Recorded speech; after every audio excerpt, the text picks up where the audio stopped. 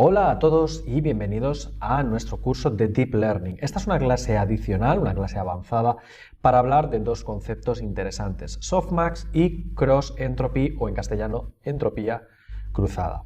Entonces, no es necesario al 100% que sigáis esta clase, porque con lo que habéis visto ya en las clases anteriores os es suficiente para entender y saber crear vuestras propias redes de convolución. Sin embargo, como algunos de vosotros queréis sacarle el máximo partido al curso, pensé que sería interesante introducir estos dos conceptos del mundo de las matemáticas y con aplicación directa al mundo de las redes de convolución. Así pues adquirís habilidades adicionales para profundizar en estos temas. Bueno, tenéis aquí la conclusión a la que habíamos llegado al final de la sección anterior acerca de cómo construíamos la red neuronal y cómo al final las probabilidades para el perro y para el gato eran respectivamente de 0,95 y 0,05 respectivamente. Tenéis que tener en cuenta que esto es bastante interesante porque la foto de la izquierda, en efecto, se trata de un perro y es normal que la probabilidad sea superior. En el caso de perro, significa que la red neuronal está catalogando correctamente la imagen. Entonces, la pregunta obligada es, ¿y estos dos valores siempre van a sumar 1? Es decir, ¿van a ser complementarios el uno del otro? Por los que sabéis y habéis aprendido conmigo de redes neuronales artificiales, pues no necesariamente tienen por qué sumar 1, simplemente se trata de una forma de definir qué tan probable es que sea perro o que sea gato, pero como estas dos neuronas no tienen conexión alguna entre ellas, pues que sumen 1 es casi un hecho anecdótico, es casi una casualidad. ¿Cómo podrían saber una el valor del otro? ¿Cómo se podría saber lo que le falta a una para completar la probabilidad de la otra? ¿Cómo se podrían agregar sus valores? La respuesta, pues no pueden, porque en la versión clásica de la red neuronal artificial, estas dos neuronas pertenecientes a la misma capa, no hay forma humana de conectarlas, ¿de acuerdo? Entonces, en este caso lo que surge es un nuevo concepto llamado función de softmax que nos permite salir del paso. Y en este caso la función de softmax tiene esta forma que veis aquí. Normalmente lo que pasaría es que el perro y el gato tendrían ciertos números reales, ni siquiera tendrían por qué ser probabilidades entre 0 y 1. Llamemos Z1 el valor de la neurona final que cataloga como perro y Z2 el valor de la neurona que cataloga como gato. En efecto, no tendrían por qué sumar 1. Sin embargo, si aplicamos la función de softmax que os he escrito en la parte superior de la transparencia, esto podríais comprobar que después de esa transformación, en efecto, ahora sí, Z1 y Z2 son tales que se complementan. La función de softmax las transformaría y las haría sumar 1 en total. Al final, la función de softmax o función exponencial normalizada es una generalización de la función logística que ya vimos en su momento y que lo que hace es tomar valores en un espacio de dimensión k, valores reales arbitrarios, para transformarlos de modo que siempre el total de los mismos sumen 1. Esto es bastante interesante porque al final tú tienes una serie de valores y quieres medir qué tan presente es uno por encima del resto o cómo de comparables son entre ellos. Pues el hecho de juntarlos todos, que queden escalados entre 0 y 1 y además se asegure de que sumen 1 es una forma bastante interesante. Además los transforma de rebote en el concepto de probabilidad clásico que vosotros conocéis. Fijaros que la forma en la que lo hace es muy sencilla, simplemente cada número es elevado a través de la exponencial, elevado a Z1, elevado a Z2, elevado a Z3 y se divide entre la suma total de e elevado a cada uno de ellos respectivamente sumado. Entonces de ahí la normalización que de rebote hace que todos estén entre 0 y 1 y que al sumarlos todos, pues sumen 1. Esto es cómo funcionaría la función de softmax y dado que es tan sencilla de entender, tiene sentido el aplicarla a las redes de convolución para transformarlo en probabilidades, para cuando me devuelva la red neuronal un valor de 0,95 para perro, pues podamos entender que es un 95% de que sea un perro. Incluso, a pesar de que tengamos en la capa inmediatamente anterior, pues mira, hemos detectado las garras en un 0,45%, las orejas en un 0,3%, los bigotes en un 0,8%, a pesar de que tengamos esos valores y al agregarlos el resultado de la red de convolución no sea una probabilidad en sí misma, el hecho de que lo transformemos a través de la función de softmax pues es súper útil y nos permite convertirlo en probabilidades que un humano normal y corriente puede entender. El otro concepto es el de la entropía cruzada o función de cross entropy en inglés. La función de entropía cruzada se vería tal cual la veis aquí, simplemente fijaros que lo que hago es aplicar un logaritmo negativo precisamente a la función de softmax que os acabo de presentar hace un segundo, y realmente yo, en lugar de utilizar esta representación que tenéis aquí, voy a utilizar una representación diferente aplicando las propiedades de los logaritmos, que es esta que tenéis aquí abajo. Básicamente los resultados son los mismos, con la única diferencia que la segunda es más fácil de calcular que la primera. Sé que a simple vista puede parecer que se parecen como un huevo a una castaña, que son totalmente diferentes, pero creedme que en efecto el resultado es exactamente el mismo.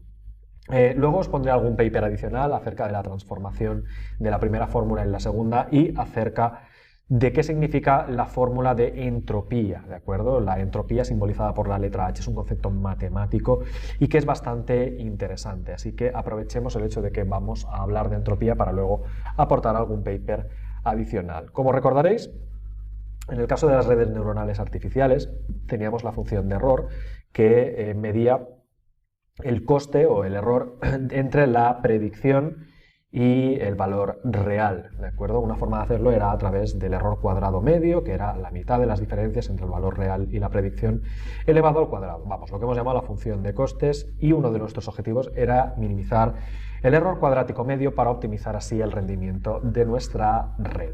Pues bueno, esa era nuestra función de costes, y en las redes neuronales convolucionales todavía podemos usar el error cuadrado medio como función de costes, no hay ningún problema, pero resulta que una mejora de esta función de costes es precisamente utilizar la función de entropía cruzada. Da un resultado bastante mejor y además se puede catalogar como la función estándar a utilizar.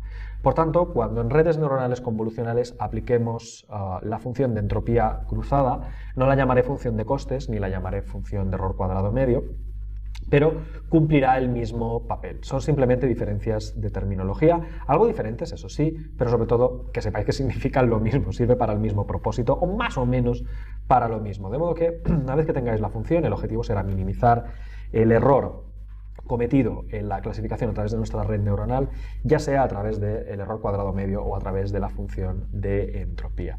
Y lo suyo es echarle un vistazo rápido a cómo se puede aplicar a nuestro querido ejemplo para catalogar imágenes de perros y gatos. Bueno, supongamos que tengamos la imagen de un perro, se la damos a nuestra red neuronal y nos devuelve una predicción del 90% perro y el 10% restante gato. Sabemos que estamos en la fase de entrenamiento, así que conocemos exactamente qué es un perro y por tanto yo puedo cuantificar cuál es el error que estoy cometiendo cuando devuelvo esos valores finales en la red. Por tanto, fijaros que a pesar de que yo estoy diciendo estoy 0,9 seguro de que es un perro o un 0,1 seguro de que es un gato, al final la etiqueta correcta es 1 para perro y 0 para gato. No se puede ser perro y gato a la vez, ¿de acuerdo? Os recuerdo que es porque estoy en la fase de entrenamiento. Vale, en este caso podríamos tomar la fórmula de la entropía cruzada, que os recuerdo que es esta que tengo aquí, y conectar estos números respectivamente a los valores P y Q que aparecen. De modo que la probabilidad que ha detectado mi algoritmo de que se trate de una categoría o de otra iría suministrada en el valor Q, y el valor exacto, yo estoy seguro de que es un perro o de que es un gato, sería la P de la fórmula, ¿de acuerdo? Para que os acordéis y no lo malinterpretéis, fijaros que el logaritmo se aplica a Q y que el logaritmo del número 0 no existe, por tanto la red neuronal nunca estará segura al 100%, sin embargo fijaros que en el valor exacto, el valor seguro, sí que tenéis un 1 y tenéis un 0, como el logaritmo de 0 no existe, es imposible que la que va con el logaritmo sea la etiqueta real, sino la probabilidad que me devuelve el algoritmo. Es importante recordar cuál es cuál, porque si los malinterpretáis, al final calcular el logaritmo de 1 dará 0, calcular el logaritmo de 0 dará menos infinito y será imposible enchufarlos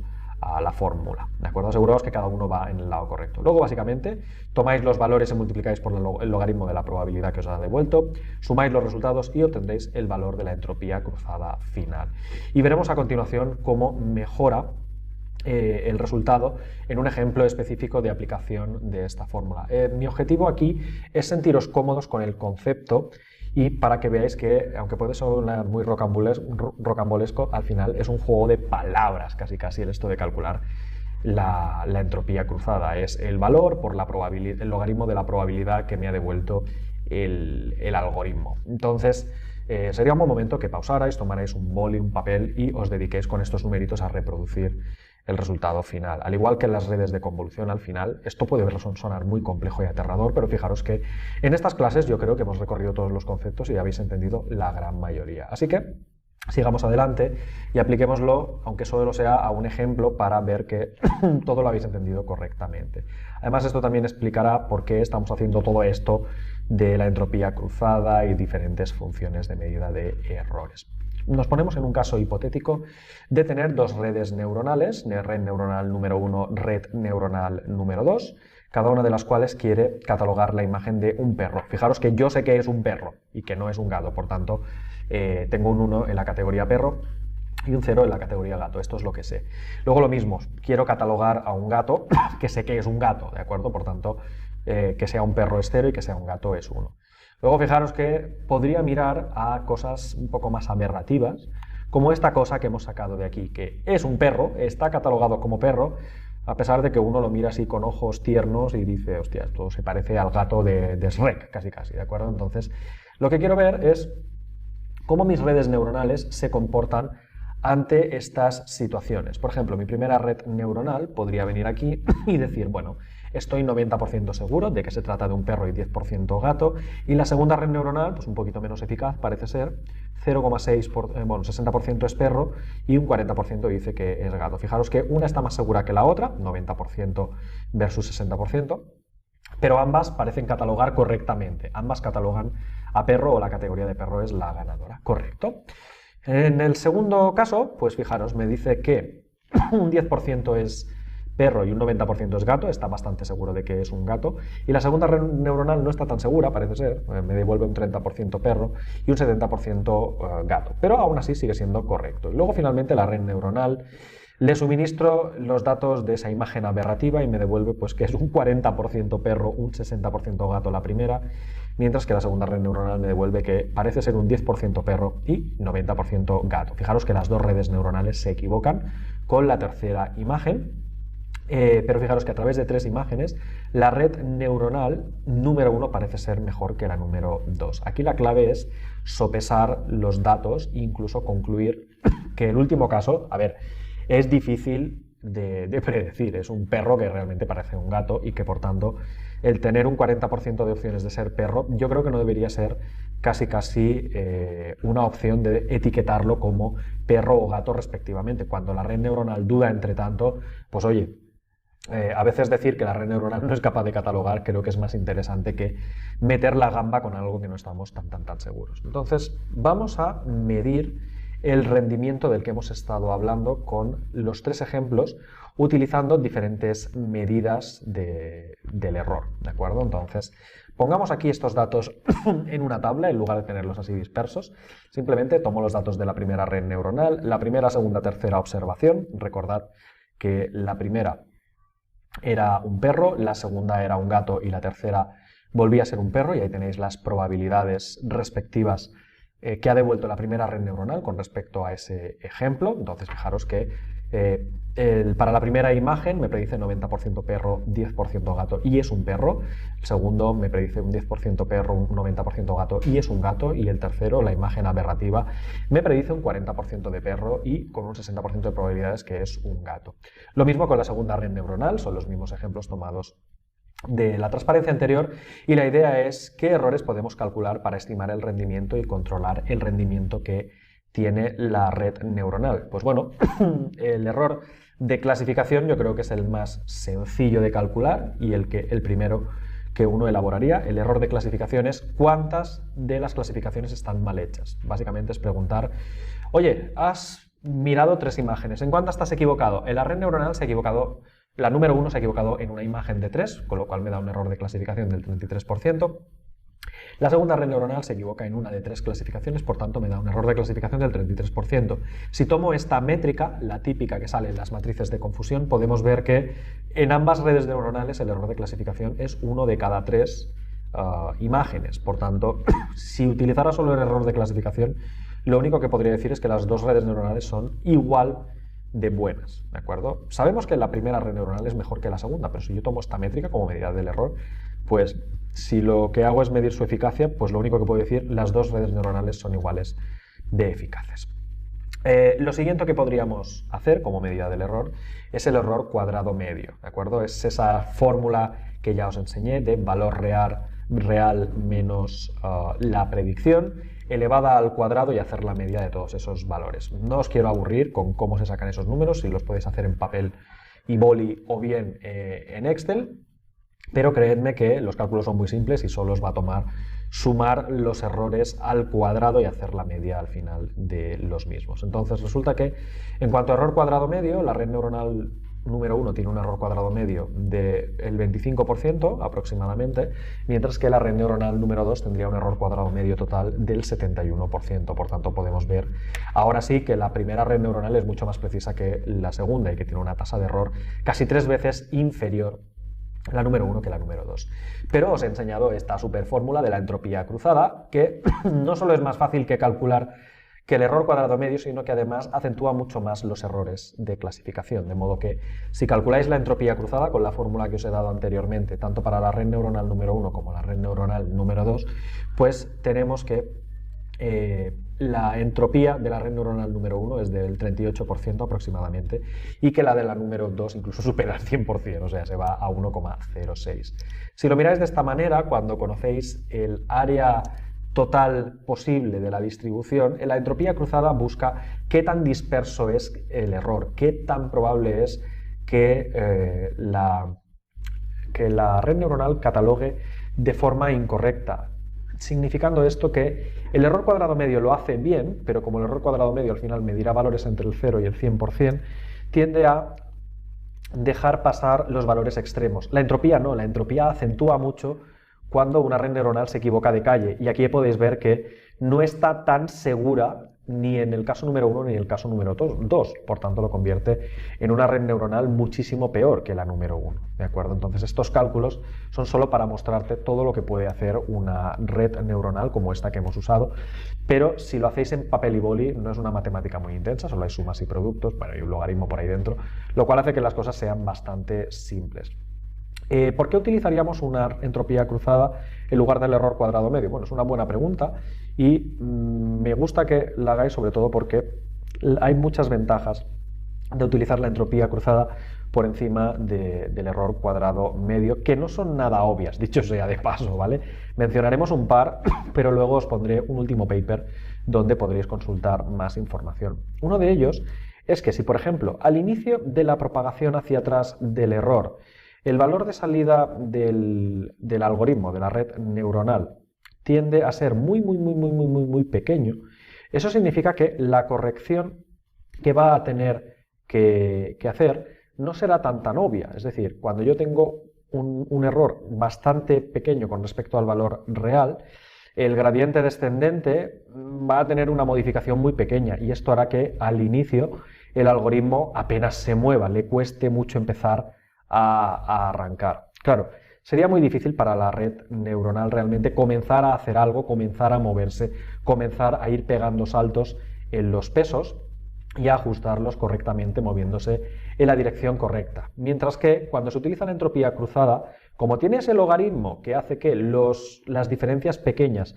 aumenten un montón, esto ayuda muchísimo a que el área pequeña de movimiento que haría el gradiente con error cuadrado medio se dispare y se convierta en un enfoque mucho más óptimo para empezar a buscar valores óptimos de los pesos. Evidentemente, luego os pondré un enlace a las matemáticas y podréis derivar el resultado final que os estoy comentando ahora de forma intuitiva. Ahora solo me gusta que os quedéis un poquito con la copla de lo que estoy hablando. Entonces, claro, si tenemos un error de 1 entre 1.000.000, por así decir, tenemos un error bastante pequeño, claro, 0,000 algo. La próxima vez que queráis mejorar con el algoritmo del gradiente descendente, pues al final intentará moverse relativamente poco con respecto al valor original. Sin embargo, si en lugar de calcular el error cuadrado medio tendemos a calcular la entropía cruzada, al tener ahí un logaritmo saldrá un número bastante negativo y grande, lo cual hará que en términos de movimiento con respecto al valor original sea superior, de modo que saltos que en teoría parecen pequeños, al ser un logaritmo quedarán multiplicados por factor 10, es decir, añadiremos un 0 para cada una de las discrepancias, lo cual hará que la entropía sea capaz de mover el gradiente descendente muchísimo más de lo que lo haría el error cuadrado medio. Entonces, esta sería una de las razones de por qué utilizar la entropía cruzada para mejorar el hecho de que la red neuronal llegue al estado óptimo. Pero tened en cuenta que esto solo funciona en caso de procesos de clasificación, en caso de regresión. Si usáis una red neuronal para regresión, pues como ya vimos con las redes neuronales artificiales, es preferible ir con el error cuadrado medio que no con la entropía cruzada, porque la entropía cruzada al final lo que valora es qué tan lejos estoy de la clase que estoy intentando predecir, ¿de acuerdo? Entonces, es importante tener esa intuición y sobre todo saber cuándo se puede aplicar una cosa y cuándo no. No todas las recetas de cocina son válidos para todos los escenarios. Para el caso de predicción tendréis que usar sí o sí el error cuadrado medio. También podéis buscar en Google un vídeo de Geoffrey Hinton, variantes, porque por ejemplo él se encargó de definir la función de salida suave máxima del softmax smooth y la verdad lo explica muy bien como una forma de adaptar la función de softmax para acentuar el hecho de que la red neuronal solo corrija lo que realmente es un error e intente mantener estables los pesos de las cosas que han sido bien predecidas. Recordad que Geoffrey Hinton es el padre, por así decir, del Deep Learning y quién mejor que él que para explicarlo. De hecho, todos sus vídeos son muy recomendables, tiene un gran talento y os lo remito para que investiguéis softmax y cross entropy explicado de la mano de Geoffrey Hinton. Bueno, fijaros que al final las redes neuronales de convolución van muy de la mano de la función softmax para transformarlo a probabilidades y que la entropía cruzada es otra forma de optimizar el proceso de convergencia para problemas de clasificación. Como os he comentado, si queréis una introducción ligera a la entropía cruzada, tenéis este paper muy divertido de Ron DiPietro, es una lectura bastante interesante para centraros un poco más en los detalles detrás de la entropía cruzada. Es una introducción bastante amistosa, lo llama, A Friendly Introduction to Cross Entropy Laws, y es bastante amena, es muy agradable, es muy suave de leer, no es nada matemática ni compleja, aunque asienta las bases para que entendáis correctamente lo que es la entropía cruzada. Entonces es una buena visión general si es vuestra primera incursión al mundo de las funciones, en este caso de softmax y de cross entropy. Además, si lo seguís al pie de la letra, la verdad es que es una aproximación que os permitirá entrar de lleno en la formalidad para luego pasar al siguiente. Este ya es más cañero, cuidado, cómo implementar una red neuronal intermedio 2 o parte 2. Esta sí que ya tiene las matemáticas pesadas, cómo implementar una red neuronal artificial, cómo aplicar estos conceptos de softmax y cross entropy ya elevado al máximo exponente, haciendo mucho pie en el rigor y en la formalidad matemática. Lo llama intermezzo 2, como si fuera el teatro, es el descanso entre la parte 1 y la parte 2. Él mismo habla mucho acerca de las redes neuronales y este intermezzo número 2 es como el descanso entre la parte 1 y la parte 2. Es como lo que he hecho yo aquí, es un extra adicional para, antes de pasar de la teoría a la práctica, por lo menos tener unas nociones adicionales acerca de estos conceptos matemáticos. Pues bueno, así completamos la parte de teoría. Ahora sí que os he explicado todo lo que hacía falta. Hemos profundizado, no mucho detalle, en las matemáticas detrás de estos algoritmos de mejora de la red neuronal de convolución y con un poquito de suerte os he agregado un poquito de luz y un poquito de dirección acerca de cómo seguir. A partir de la próxima clase nos vamos directamente a la implementación en Python.